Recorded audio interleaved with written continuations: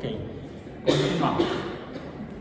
Debajo de los hielos hágase agua y entonces ahí fórmense bestias del agua y bestias del hielo en Enceladus o en Europa. Y entonces alguien diría, bueno, ese es el último clavo en el ataúd de al menos las teologías judeocristianas. La ciencia ha acabado con la religión, al menos con las religiones judeocristianas. Por ahí a lo mejor surgía algún teólogo tal vez, ya fuera hebraico o cristiano, que podría buscar alguna armonía o explicación, algún párrafo que dice que, no sé, no conozco los textos a ese detalle, como para decir, no, es que sí, en tal libro, en tal capítulo, versículo fulano, ahí dice que... de hecho, tampoco menciona a Júpiter ni a Saturno, ni siquiera como Cronos y Zeus, o a Venus, como Afrodita o como Ishtar. No, simplemente habla de los astros, y de hecho termina mencionando solamente a dos el texto del Génesis, al menos el Génesis bíblico, al lucero del día y al lucero de la noche. Por cierto, el lucero de la noche también lo vemos de día. De repente uno levanta la vista a mediodía y está ahí la luna. Oye, quítate que no debe estar ahí. Ahí está.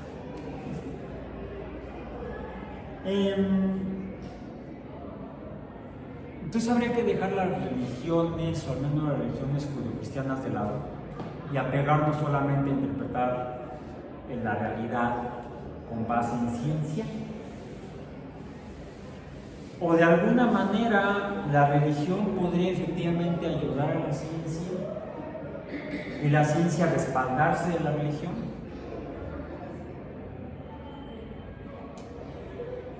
Son preguntas que se han hecho filósofos, seguramente. Teólogos y más de uno, cuando han visto que se tambalea el edificio de su grupo religioso, que ya hasta los intereses económicos de por medio. Siempre hay dinero de por medio. O científicos. Traigo una vez más el libro póstumo del tío Carlos. El tío Carlos, así le dicen algunos. El tío Carlos. Sí. No, para mí no es exactamente el tío Carlos, era un científico al que su obra científica la reconozco como original, creativa, imaginativa, lo que le permitió aventarse a hacer investigaciones en las cuales terminó encontrando la evidencia que apoyaron sus hipótesis. Por ejemplo, él como astrónomo se gradúa como astrónomo o astrofísico, no sé exactamente cómo esté su título, por la Universidad de Chicago a finales de la década del 50, y inmediatamente entra a hacer doctorado en astronomía también en la Universidad de Chicago. Se obtiene el título y el título de astrónomo y el grado de astrónomo, de doctor en astronomía. Pero él, a diferencia de lo que hacían la gran mayoría de los astrónomos en el siglo XX, a mediados del siglo XX, que era estudiar las galaxias, las nebulosas, si acaso las estrellas, las clasificaciones de las estrellas. Hubo un astrónomo mexicano muy importante, que por cierto no era astrónomo, era licenciado en Derecho. Pero en un viaje a los Estados Unidos, que me parece que a Nueva York, tuvo la oportunidad de visitar observatorios astronómicos y se enamoró de la astronomía y se dedicó a la astronomía. El profesor Aro, Guillermo Aro, que fue el fundador del observatorio astronómico que está en Tonantzintla, en Puebla, que no es de la UNAM, porque hay dos tan pegados. Uno es de la UNAM, del Instituto de Astronomía, y el otro es del Instituto Nacional de Astrofísica, Óptica y Electrónica, el INAOE, que es un centro de investigación formalmente perteneciente al CONACYT. Es un centro CONACYT de investigación científica, el INAOE. Bueno, ahí terminó trabajando el profesor Aro, Guillermo Aro, y él fue uno de los que contribuyó a entender mejor el comportamiento de las estrellas. Hay de hecho un tipo de cuerpos astronómicos que él y otro astrónomo norteamericano descubrieron simultáneamente, que son los objetos Herbig-Haro. Entonces, lo que más se desarrolló en el siglo XX fue la astronomía de estrellas, de galaxias y de otras cosas que se fueron descubriendo, como los pulsares, los cuasares y otras cosas. Hoyos negros empezaron a investigar en el siglo XX precisamente. Los planetas estaban como que abandonados por los astrónomos profesionales que salían de las universidades y se convirtió más bien en un objeto de estudio de los aficionados a la astronomía, con telescopios quizá tan buenos en algunos casos como los que en aquel tiempo manejaban muchos astrónomos profesionales.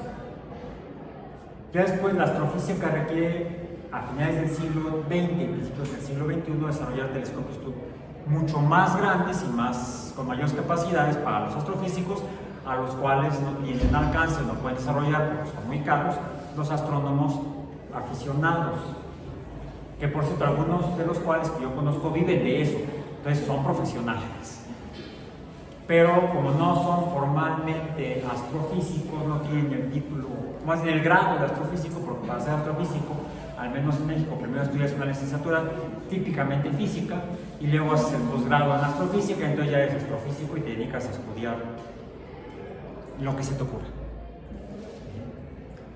Bueno, entonces les decía, los planetas estaban en el olvido de los astrónomos profesionales egresados de universidades y Sagan decidió dedicarse a estudiar planetas, no galaxias, no estrellas, sino planetas, con la intención él de investigar científicamente si hay vida en otros planetas, al menos en el sistema solar.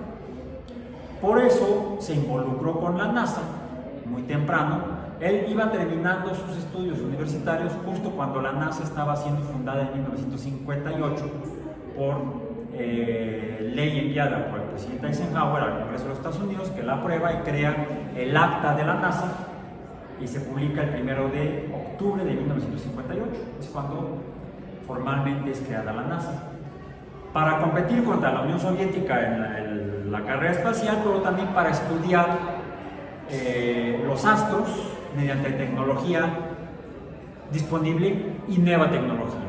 Por ejemplo, entonces la nueva tecnología de cohetes, que permitiría entonces enviar fuera de la atmósfera instrumentos para estudiar afuera de la atmósfera lo que no se puede hacer desde la superficie terrestre porque se nos atraviesa la atmósfera.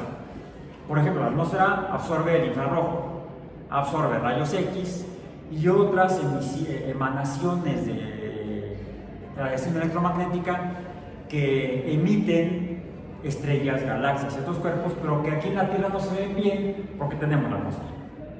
Fue por eso que desde muy temprano la NASA empezó a plantear proyectos para el desarrollo de satélites espaciales. Que no quise decir telescopios espaciales que orbitaran como satélites la Tierra afuera de la atmósfera, entonces podrían estudiar cosas más allá. O incluso en el sistema solar enviar naves con instrumentos para estudiar los planetas.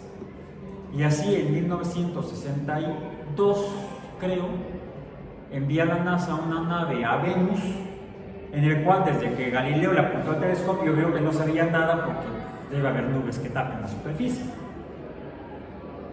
Galileo no pudo ver bien Marte, pero astrónomos posteriores pudieron ver que en Marte se veía una especie como de superficie cafezosa, rojiza, que cambiaba al pasar del tiempo. Eso hizo pensar que en Marte habría estaciones como en la Tierra. Además, descubrieron casquetes polares, dijeron, como en la Tierra, hay agua en los polos, agua congelada. Y veían en estudios telescópicos un poco más cuidadosos que esos casquetes polares, uno crecía, el otro se reducía.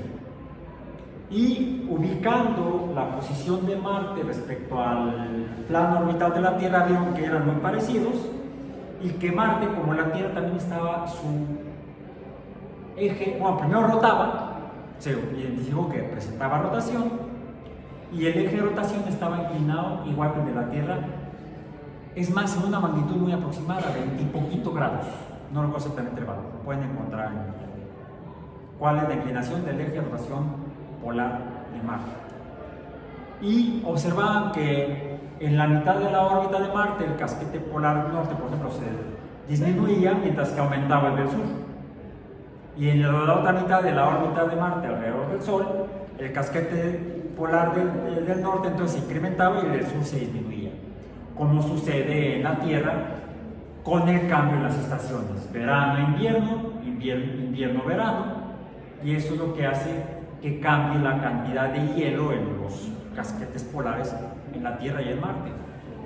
Entonces, si en la Tierra hay estaciones y hay vida, en Marte hay estaciones, podría haber vida.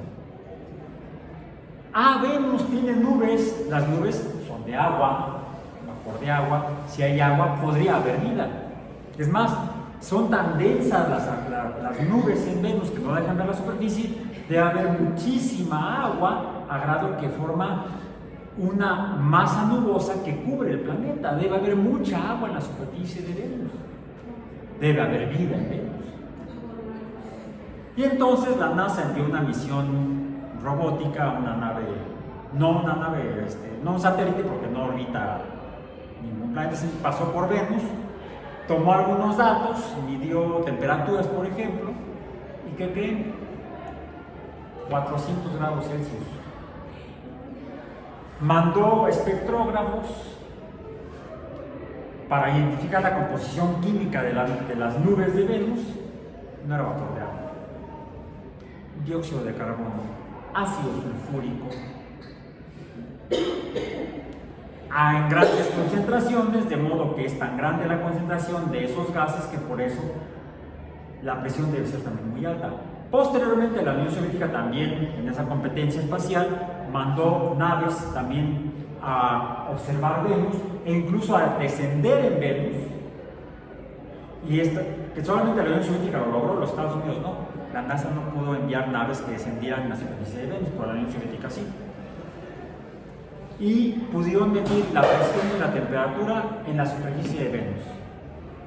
Temperatura se ratificó 460 grados Celsius, demasiado caliente para que hubiera algo vivo. Estaba tan caliente, más caliente que un autoclave, y con mayor presión que un autoclave, 90 atmósferas. O sea, es un super autoclave. O sea, ahí difícilmente va a haber vida. Bueno, ¿por qué la alta temperatura? Fue la tesis doctoral de Carl Sagan. Explicó que esa alta temperatura se debía a la composición química de la atmósfera, y dado que estaba formada principalmente por gases que absorben infrarrojo, se estaba dando un incrementado efecto como el de un invernadero. Llega la luz del sol visible, pasa a través de las nubes, llega a la superficie del planeta, parte de la energía se absorbe y el resto de la energía se emite en forma de infrarrojo. Pero no puede escapar el infrarrojo al espacio porque está la atmósfera con una altísima concentración de dióxido de carbono. Más del 90% de la atmósfera de Venus es dióxido de carbono, el cual es prácticamente opaco al infrarrojo. Entonces, esa energía infrarroja que emite la superficie de Marte no escapa al espacio, se atrapa, se acumula bajo la atmósfera de Venus, y eso es lo que provoca el aumento de la temperatura hasta 460 grados Celsius. Descubrimiento muy importante de Carl Sagan como astrónomo planetario. Años después, Sagan empezó a tomar en cuenta investigaciones que estaban haciendo otros científicos que estudiaban la Tierra,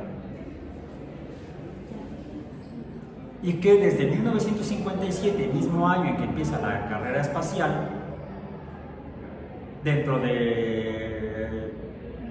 con el lanzamiento del Sputnik, como parte de las actividades del Año Geofísico Internacional, por eso es que la Unión Soviética lanzó el Sputnik, le ganó a los norteamericanos, Bueno, no fue el único proyecto de tipo científico que se hizo en ese año, fueron muchos países, incluso México participó en aquella ocasión en el estudio de la Tierra como año geofísico internacional.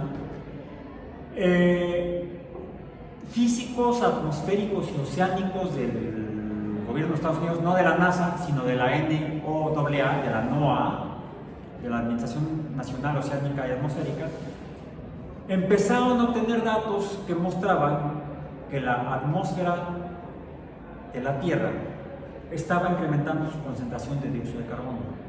Ya les mostré los datos que veían en este mismo libro. ¿Sí, verdad? ¿Sí se los mostré?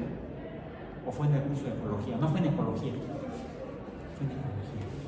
Pasa que ahí también, ahí sí tenemos que ver calentamiento global. Aquí está. Desde 1957, cómo la concentración de dióxido de carbono ha ido aumentando. Y esto es hasta el año en que murió Carl Sagan, en 1996. Cuando pasó en 1957 de 315 partes por millón, una parte por millón es un miligramo en un litro. O sea, 1 miligramo de dióxido de carbono en 1 litro de espacio, 1 litro de aire, vamos a decir. 315 gramos de dióxido de carbono en 1 litro. Hasta 1996 había alcanzado la concentración 360 partes por millón, 360 miligramos por litro, no gramos, miligramos por litro. Pero no estamos en 1996, estamos en 2023.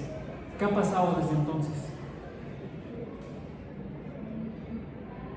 Se ha seguido midiendo la concentración de dióxido de carbono, ya no solamente en este laboratorio que está en Hawái, de la Administración Oceánica y Atmosférica de los Estados Unidos, sino en otros laboratorios del mundo. Y se han ratificado estos datos. Y los posteriores hasta el día de hoy se siguen midiendo. La semana pasada, la última vez que consulté yo el dato, estábamos en 418 partes por millón. O sea, más de 100 miligramos más por litro que cuando se empezó a medir en 1957 durante el año geofísico internacional. Y eso ha provocado, ahora sabemos que ha provocado algo que también se empezó a medir entonces, que fue la temperatura en la atmósfera de la Tierra, la cual se ha podido estudiar, igual que la concentración de dióxido de carbono, mediante estudios de tipo geológico, pero no en rocas, sino en hielo, en los glaciares, en los polos, en las montañas donde todavía quedan glaciares. Se han obtenido muestras de hielo antiguo, donde gases del aire de la atmósfera se han quedado atrapados. Entonces se puede estudiar la composición del aire atmosférico en tiempos anteriores. ¿Qué tan anteriores? ¿Qué les parece hace 150.000 años? Lo que se ha encontrado es que la temperatura de la Tierra inferida con base en la composición química de gases que podrían absorber o no el infrarrojo, porque así como se descubrió que en Venus hay un efecto invernadero, en la Tierra la temperatura se debe al efecto invernadero, consecuencia de la composición química de la atmósfera terrestre. El vapor de agua que está en la atmósfera absorbe el infrarrojo. De hecho, incluso el oxígeno también absorbe algo de infrarrojo, y el nitrógeno de la atmósfera también, menos que el vapor de agua y menos que el dióxido de carbono, menos que el metano, menos que los óxidos de nitrógeno. Los óxidos de nitrógeno, el metano y otros hidrocarburos y el dióxido de carbono son gases que absorben bastante el infrarrojo. Y esos son los responsables de que a principios del siglo XX la temperatura promedio en la Tierra fuera de 15 grados Celsius. Eso fue hace 120 años. Pero en años anteriores la temperatura había oscilado, pues sí, a veces muy baja, a veces muy alta, en un intervalo de 5 grados, cambiaba un poco más, un poco menos, pero en periodos largos. ¿Qué periodos 25 millones de años para que cambiara de una temperatura baja a una temperatura alta. Fácil unos 10 a 25 millones de años que tardaba en cambiar la temperatura. O sea, ¿sí ha habido cambios en la temperatura atmosférica? Sí, pero a lo largo de periodos grandes de tiempo. Sin embargo, ¿qué vemos en la gráfica en los últimos 150 años? Esta parte de aquí. Es casi vertical el aumento. ¿Por qué? Esto se correlaciona con el aumento en el dióxido de carbono. ¿Qué hemos estado haciendo en los últimos 150 años?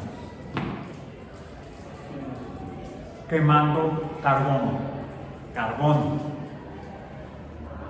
Hace 200 años aproximadamente se dio la revolución industrial, se inventaron las máquinas térmicas y fueron sustituyendo a la fuerza animal, caballos, bueyes, burros, mulas, para el trabajo humano. Y se empezaron a implementar motores a combustión externa, como el motor a vapor.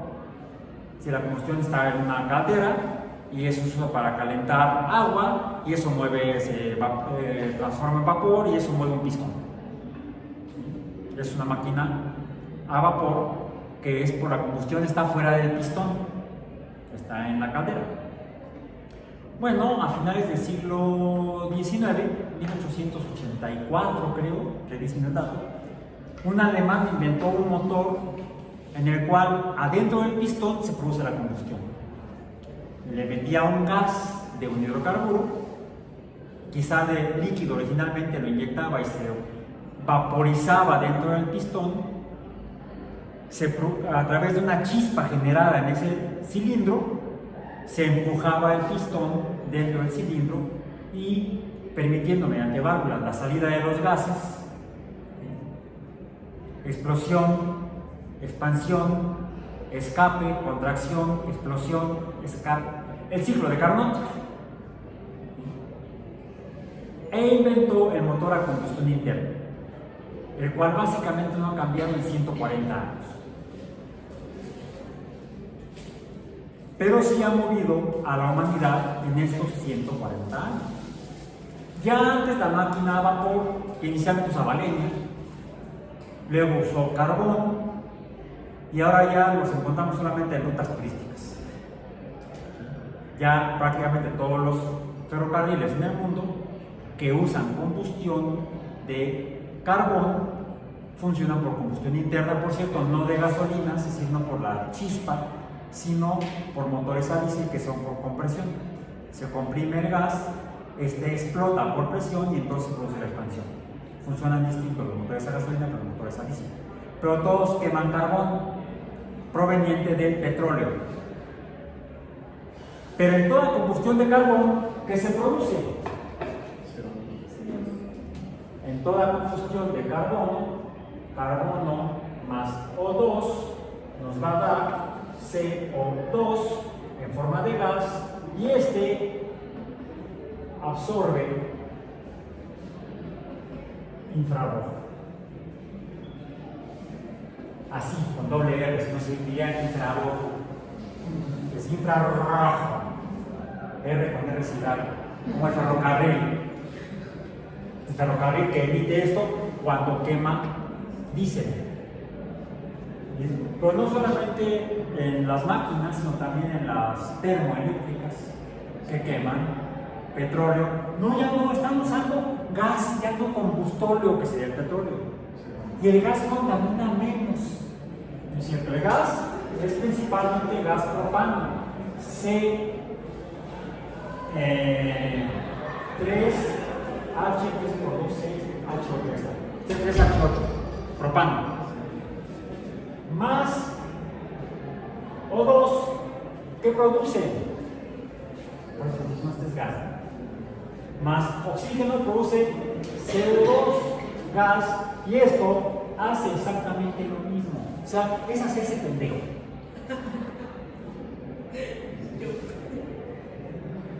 Lo bueno es que alguien note de ese tipo de gente en el país. Pero nos tienen viviendo a base de esto. cuando esto debemos tratar de revertirlo para reducir la absorción de infrarrojo, reduciendo la concentración atmosférica de dióxido de carbono. Y ya vamos en 418, estamos en 418 partes por millón de CO2.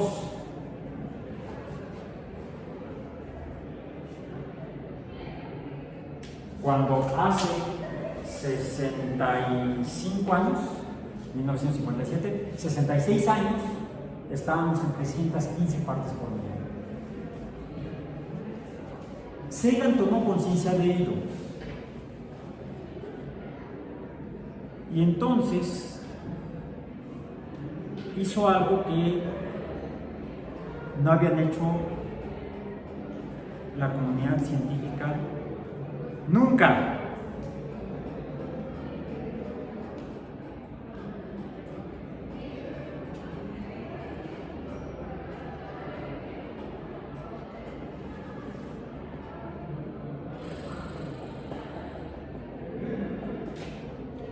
La Tierra es el lugar de nacimiento de nuestra especie y, por lo que hasta ahora sabemos, nuestro único hogar. Cuando éramos pocos y teníamos una tecnología débil, carecíamos de poder para influir en el ambiente de nuestro mundo. Pero ahora, de repente, casi sin que nadie lo haya advertido, nuestra población se ha hecho inmensa y nuestra tecnología ha alcanzado poderes descomunales, aterradores incluso. Voluntariamente o no, somos ya capaces de provocar cambios devastadores en el entorno global, un medio ambiente al que nosotros y todos los demás seres con quienes compartimos la Tierra estamos meticulosa y exquisitamente adaptados. Ahora nos vemos amenazados por alteraciones globales que evolucionan rápidamente y de las que somos autores, cuyas consecuencias biológicas y ecológicas a largo plazo, por desgracia, ignoramos. Adelgazamiento de la capa protectora de ozono, un calentamiento global sin precedentes en los últimos 150 milenios, la desaparición de casi media hectárea de bosque cada segundo, la extinción acelerada de especies y la perspectiva de una guerra nuclear que ponga en peligro a la mayoría de la población del planeta. Tal vez existan otros riesgos de los que en nuestra impericia aún no somos conscientes. Todos y cada uno representan una trampa dispuesta para la especie humana, una trampa tendida por nosotros mismos, por fundadas y excelsas o ingenuas y miopes que hayan sido las justificaciones de las actividades que trajeron tales peligros. Estas actividades amenazan ahora a nuestra especie y muchas otras. Estamos a punto de cometer, muchos dirían que ya estamos cometiendo, lo que en lenguaje religioso se califica a veces de crímenes contra la creación. Por su misma naturaleza, estas agresiones al medio ambiente no han sido solo obra de un grupo político o de una generación. Intrínsecamente son multinacionales, multigeneracionales y transideológicas. También lo son todas las soluciones concebibles.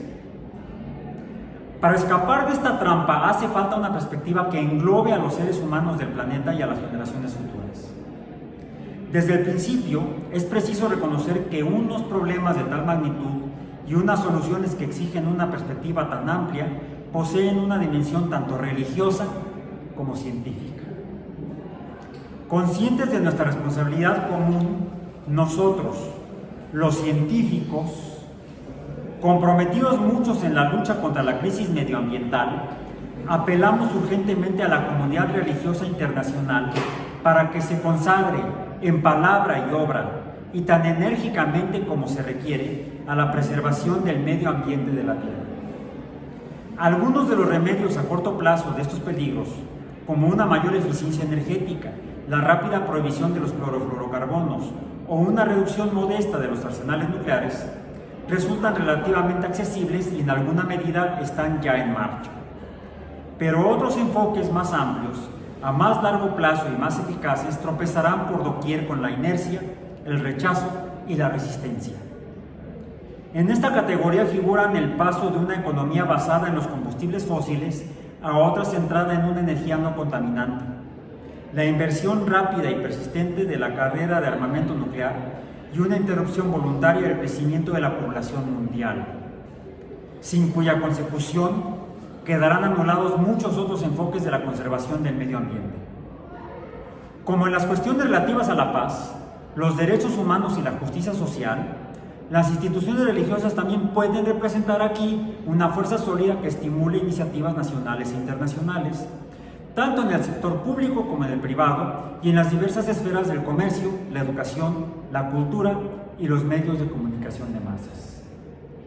La crisis ambiental requiere cambios radicales y no solo en la política oficial, sino también en la conducta individual. Los antecedentes históricos ponen de manifiesto que las enseñanzas, el ejemplo y la dirección religiosos son muy capaces de influir en el comportamiento y el compromiso personales. Como científicos, muchos de nosotros tenemos experiencias profundas de asombro y reverencia ante el universo. Entendemos que es más probable que sea tratado con respeto a aquello que se considera sagrado. Es preciso infundir sacralidad en los esfuerzos por salvaguardar y respetar el medio ambiente. Al mismo tiempo, se requiere un conocimiento más amplio y profundo de la ciencia y la tecnología. Si no comprendemos el problema, es improbable que seamos capaces de solucionarlo.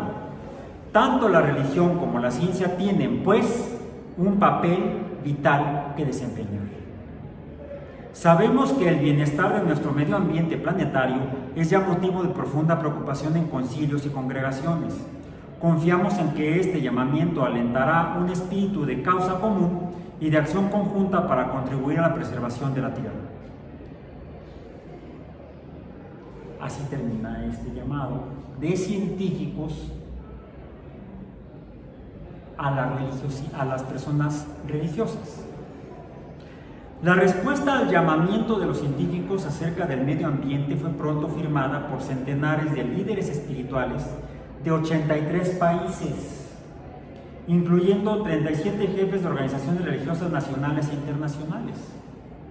Entre ellos estaban los secretarios generales de la Liga Musulmana Mundial y del Consejo Mundial de las Iglesias, el vicepresidente del Congreso Judío Mundial, el católicos de todos los armenios, el metropolitano Pitirim de Rusia, los grandes muftis de Siria y de la ex Yugoslavia, los obispos que presiden las iglesias cristianas de China y la episcopaliana, la luterana, la metodista y la menonita de los Estados Unidos, así como 50 cardenales, lamas, arzobispos, grandes rabinos, patriarcas, mulás y obispos de las principales ciudades del mundo. Manifestaron lo siguiente: nos declaramos conmovidos por el espíritu del llamamiento y arrostrados por su sustancia. Compartimos su sentido de apremio. Esta invitación a la colaboración marca un momento y una oportunidad singulares en la relación entre la ciencia y la religión.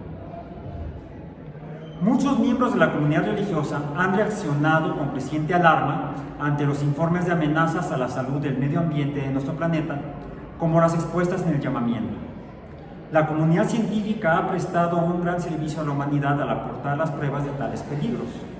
Alentamos una investigación continuada y escrupulosa y debemos tomar en consideración sus resultados en todas nuestras deliberaciones y declaraciones referentes a la condición humana.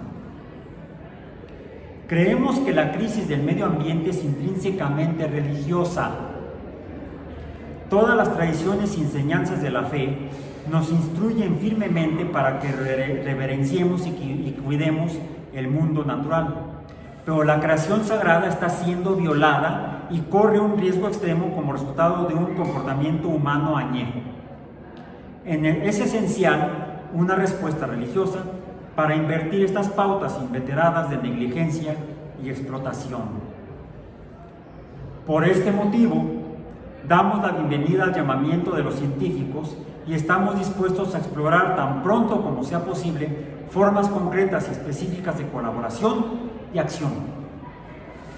La propia Tierra nos llama a lograr nuestros niveles de compromiso conjunto.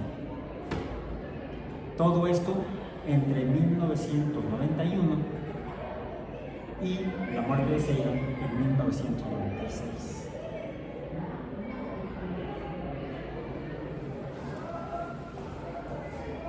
¿Qué hemos hecho?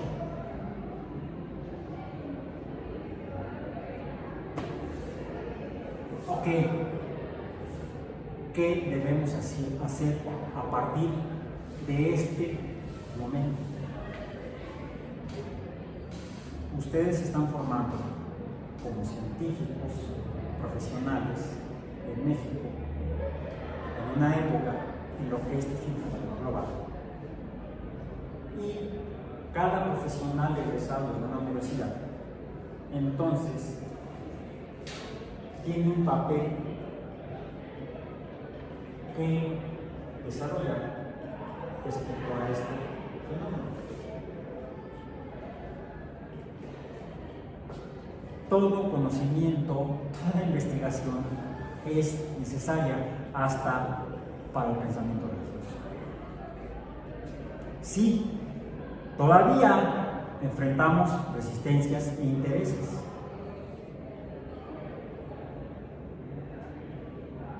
Y los vamos a revisar en la próxima sesión. Por hoy, intentemos dar un primer paso. Ya lo sabemos, ya no podemos ir, yo no sabía.